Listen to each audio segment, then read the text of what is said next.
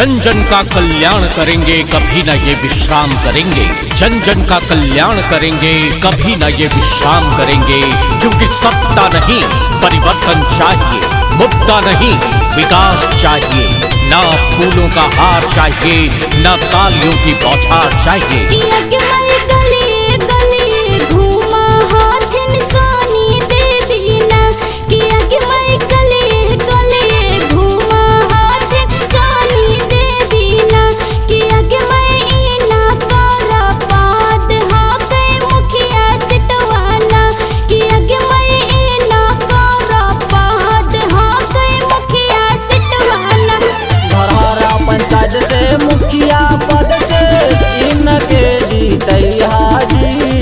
कबो ना भूलैया भैया, कबो ना भूलैया। तो सोनी दीदी के जीतैया जी, कबो ना भूलैया। वशिष्ठ भैया के लगिया बचैया जी, कबो ना भूलैया।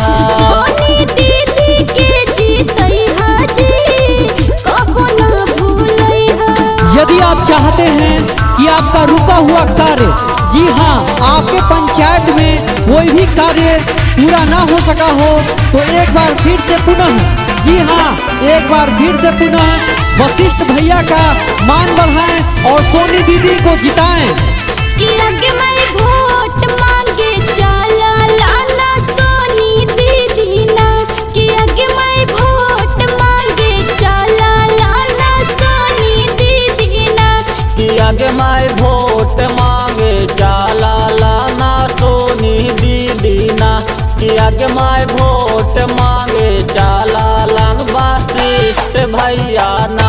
कि अब की ना के मुखिया बनाई हो, कि वोट दे दे जय हाय भैया। कि आगे मैं ना के मुखिया बनाई हा, कि वोट देवे जय हाय भैया। कि आगे मैं गली गली घूमा हाथिन सोनी दीदी ना, कि आगे मैं गली गली घूमा हाथिन सोनी दीदी ना, कि आगे मैं ना करा पहद हा कई मुखिया सिटवाना।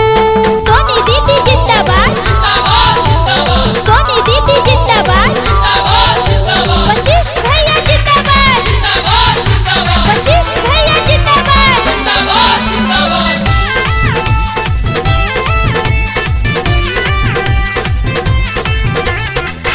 दौड़ाला धूपाला अलखेना सोनी देवी, दौड़ाला धूपाला अलखेना सोनी देवी, कि अब हाथवा के लिहलन दोनों जोड़ाए चाची धीरे धीरे, कि अब की माला में करी हबी चाराए भैया धीरे धीरे।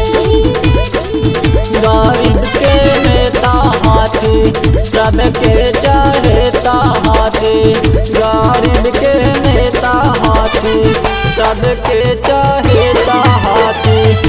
कि अब की मानावा में कर लिया बिचारा ए चाची धीरे धीरे, कि अब की नाखे के मुखिया बनैया हो भैया धीरे धीरे।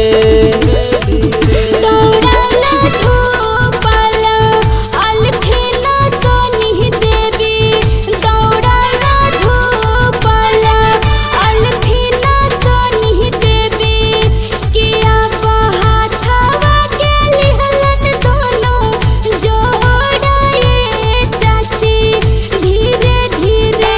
कि अब की मानावा में करी हबी चारा रे चाचा धीरे धीरे। गरीब के नेता हाथी सबके चाहेता हाथी, गरीब के नेता हाथी सबके चाहेता हाथी। कि अब की मानावा में कर लिया बिचारा ए चाची धीरे धीरे।